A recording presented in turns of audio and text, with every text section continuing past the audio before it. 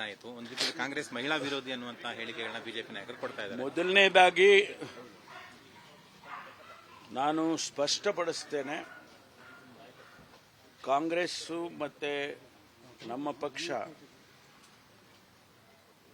ಮಹಿಳಾ ಮೀಸಲಾತಿಗೆ ವಿರೋಧ ಇಲ್ಲ.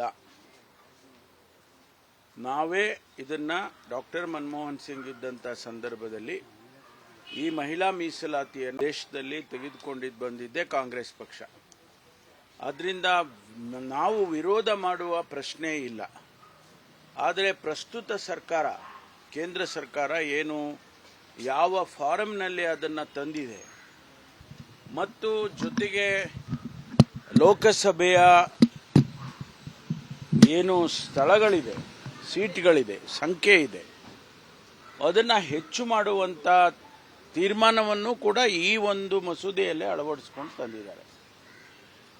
543 ಸೀಟ್ಗಳಿರುವ ಲೋಕಸಭೆ ಸೀಟು 850 ಮಾಡತಕ್ಕಂಥ ರೀತಿಯಲ್ಲಿ ಇದನ್ನು ತಂದಿದ್ದಾರೆ. ಇದರ ಬಗ್ಗೆ ಚರ್ಚೆ ಆಗಬೇಕಾಗಿತ್ತಲ್ವಾ? ವಿರೋಧ ಪಕ್ಷದವರನ್ನ ವಿಶ್ವಾಸಕ್ಕೆ ತೆಗೆದುಕೊಳ್ಬೇಕಾಗಿತ್ತು, ಚರ್ಚೆ ಮಾಡಬೇಕಾಗಿತ್ತು. ಆನಂತರ ಮಸೂದೆಯನ್ನು ಲೋಕಸಭೆಗೆ ತಂದಿದ್ದಿದ್ರೆ ಬಹುಶಃ ಅದು ಪಾಸ್ ಆಗ್ತಾ ಇತ್ತು. ಅವರು ಸಲಹೆಗಳನ್ನು ಕೊಟ್ಟಿರೋರು ಅನೇಕ ವಿರೋಧ ಪಕ್ಷಗಳು, ಕಾಂಗ್ರೆಸ್ ಪಕ್ಷವೂ ಸೇರಿ ವಿರೋಧ ಪಕ್ಷಗಳೆಲ್ಲವೂ ಕೂಡ ಸಲಹೆ ಕೊಟ್ಟಿರ್ತಿತ್ತು.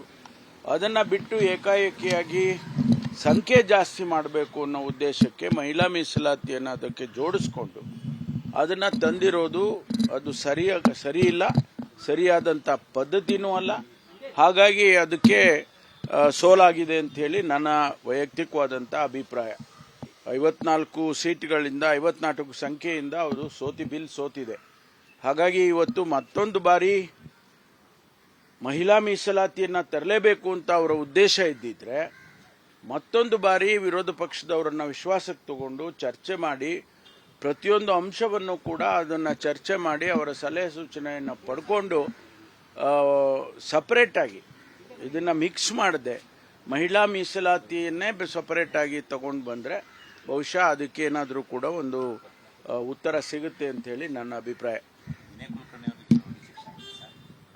ಸಂಚು ರೂಪಿಸಲಾಗಿತ್ತು ಅನ್ನುವಂಥ ಹೇಳಿಕೆಯನ್ನು ಡಿ.ಕೆ.ಶಿ ಅವರು ಕೊಟ್ಟಿದ್ದಾರೆ. ಕೋರ್ಟ್ ತೀರ್ಪು ಕೊಟ್ಟ ನಂತರನೂ ಕೂಡ ಅದಕ್ಕೊಂದು ಹೇಳಿಕೆ ಕೊಟ್ಟಿದ್ದಾರೆ. ಅವರೇನು ಯಾವ ಉದ್ದೇಶದಲ್ಲಿ ಅಥವಾ ಯಾವ ಅರ್ಥದಲ್ಲಿ ಅವರು ಹೇಳಿಕೆ ಕೊಟ್ಟಿದ್ದಾರೆ ಗೊತ್ತಿಲ್ಲ ನನಗೆ. ಆದರೆ ನಾವು ಈ ದೇಶದ ನ್ಯಾಯಾಂಗದ ವ್ಯವಸ್ಥೆಯನ್ನು ಗೌರವಿಸಬೇಕು. ಸರಿ ತಪ್ಪು ಮಾಡೋದಕ್ಕೆ ಮತ್ತೆ ಅಪೀಲ್ ಹಾಕೋಕೆ ಅವಕಾಶ ಇದೆ. ಅವರು ಅಪೀಲ್ ಹಾಕಿ ಇದು ಕೊಟ್ಟಿರ್ತಕ್ಕಂಥ ತೀರ್ಪು ಸರಿ ಇಲ್ಲ ಅಂತ ಅವರು ಹೇಳೋದಕ್ಕೆ ಅವಕಾಶ ಇದೆ. ಅದನ್ನು ಅವ್ರು ಮಾಡ್ತಾರೆ ಅಂತ ಅಂದ್ಕೊಳ್ತೀನಿ. ಆದರೆ ತೀರ್ಪನ್ನು ನಾವು ಪ್ರಶ್ನೆ ಮಾಡೋದಕ್ಕೆ ನಾವು ಒಬ್ಬ ಸಾರ್ವಜನಿಕ ವ್ಯಕ್ತಿಯಾಗಿ ನಾವು ಪ್ರಶ್ನೆ ಮಾಡೋದಕ್ಕೆ ಆಗೋದಿಲ್ಲ. ಅಲ್ಲ, ಈಗ ಚರ್ಚೆ ಮಾಡಿದ್ವಿ, ಸಂಪುಟದಲ್ಲಿ ಚರ್ಚೆ ಮಾಡಿದ್ದೀವಿ.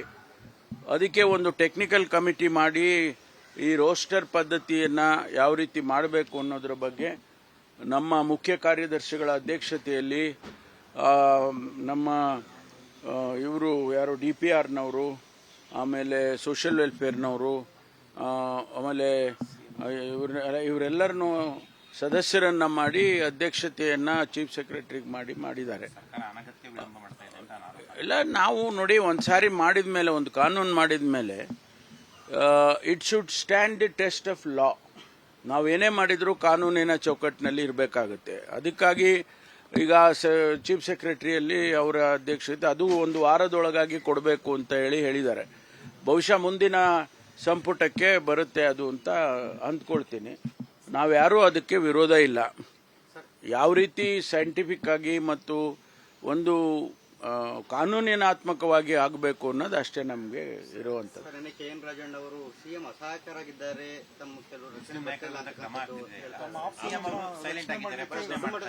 ಅವರ ವೈಯಕ್ತಿಕವಾದಂಥ ಅಭಿಪ್ರಾಯವನ್ನು ಹೇಳಿದ್ದಾರೆ. ಅವರ ವೈಯಕ್ತಿಕ ಅಭಿಪ್ರಾಯ ಅದು. ಹೈಕಮಾಂಡ್ ನಾಯಕರನ್ನು ಭೇಟಿ ಮಾಡಿ ಇದ್ರ ಬಗ್ಗೆ ಮಾತಾಡ್ತೀನಿ ಅಂತ ಹೇಳಿದ್ದಾರೆ. ಆಗ್ಬೋದು. ಸಮುದಾಯದ ವಿರೋಧ ವ್ಯಕ್ತಪಡಿಸ್ತಾ ಇದೆ ಮುಸ್ಲಿಂ ಸಮುದಾಯ. ಮುಸ್ಲಿಮರ ಯಾಕೆ ಟಾರ್ಗೆಟ್ ಆಗ್ತಿದ್ದಾರೆ? ನೋಡಿ, ಅದು ಬೇರೆ ಇದರಲ್ಲಿ ನಾನು ಅವರ ರಿಯಾಕ್ಷನ್ಗೆ ನನ್ನನ್ನು ಕೇಳಬೇಡಿ. ಆದರೆ ನಾನು ಹೇಳುವಂಥದ್ದು, ನಾವು ಮೈನಾರಿಟಿಯವರನ್ನು ನಿರ್ಲಕ್ಷ್ಯ ಮಾಡುವ ಪ್ರಶ್ನೆ ಇಲ್ಲ. ಅವರು ಯಾವತ್ತೂ ಕೂಡ ಕಾಂಗ್ರೆಸ್ ಪಕ್ಷದ ಬೆನ್ನೆಲುಬಾಗಿ ನಿಂತಿದ್ದಾರೆ. ನಾನು ಅಧ್ಯಕ್ಷನಾಗಿದ್ದಾಗೂ ಕೂಡ 2 ಚುನಾವಣೆಯನ್ನು ಮಾಡಿದಾಗಲೂ ಅವರು ನಮ್ಮ ಬೆನ್ನಿಗೆ ನಿಂತಂಥವ್ರು. ಇವತ್ತು ಕೂಡ ಅದು ಒಂದು ರೀತಿಯಲ್ಲಿ ಗಿವ್ ಅಂಡ್ ಟೇಕ್. ಅವರ ಅಭಿವೃದ್ಧಿಯನ್ನು ನಾವು ನೋಡಬೇಕು, ಅವರ ಬೆಳವಣಿಗೆಯನ್ನು ನಾವು ನೋಡಬೇಕು. ಹಾಗಾಗಿ ಅವರು ನಮ್ಮ ಜೊತೆಯಲ್ಲಿರ್ತಾರೆ, ನಾವು ಅವರ ಬೆಳವಣಿಗೆಯನ್ನು ಮಾಡಬೇಕಾದಂಥದ್ದು ನಮ್ಮ ಕರ್ತವ್ಯ ಅದು.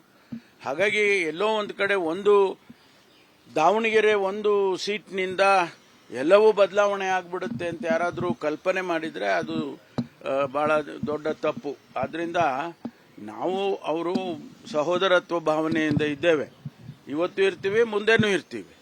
ಅದರ ಜೊತೆಗೆ ಒಂದು ಅಸೆಂಬ್ಲಿನಲ್ಲಿ ಸೀಟ್ ಕೊಡಲಿಲ್ಲ ಅನ್ನೋ ಕಾರಣಕ್ಕೆ ಅವರು ಬೇಸರ ಮಾಡುವಂಥ ಅಗತ್ಯನೂ ಇಲ್ಲ. ಒಂದು ವೇಳೆ ಆ ಥರ ಇದ್ದರೆ ನಾವು ಅಧ್ಯಕ್ಷರು, ಮುಖ್ಯಮಂತ್ರಿಗಳು ನಾವೆಲ್ಲರೂ ಸೇರಿ ಅದನ್ನು ಸರಿಪಡಿಸ್ಕೊಳ್ತೇವೆ. ನಿರ್ಭೀತ, ನಿಷ್ಪಕ್ಷಪಾತ, ವಿಶ್ವಾಸಾರ್ಹ ಸುದ್ದಿಗಳಿಗೆ ಮತ್ತೊಂದು ಹೆಸರಾಗಿರುವ ನ್ಯೂಸ್ 18 ಕನ್ನಡ ಈಗ ಆಪ್ನಲ್ಲೂ ಲಭ್ಯವಿದೆ. ದಯವಿಟ್ಟು ಇಲ್ಲಿರುವ QR ಕೋಡ್ ಅನ್ನು ಸ್ಕ್ಯಾನ್ ಮಾಡಿಕೊಂಡು ಆಪ್ ಡೌನ್ಲೋಡ್ ಮಾಡೋದಕ್ಕೆ ಮರಿಬೇಡಿ. ನಿಮ್ಮ ಬೆಂಬಲ ಹೀಗೆ ಸದಾ ನಮ್ಮೊಂದಿಗಿರಲಿ. ಧನ್ಯವಾದ.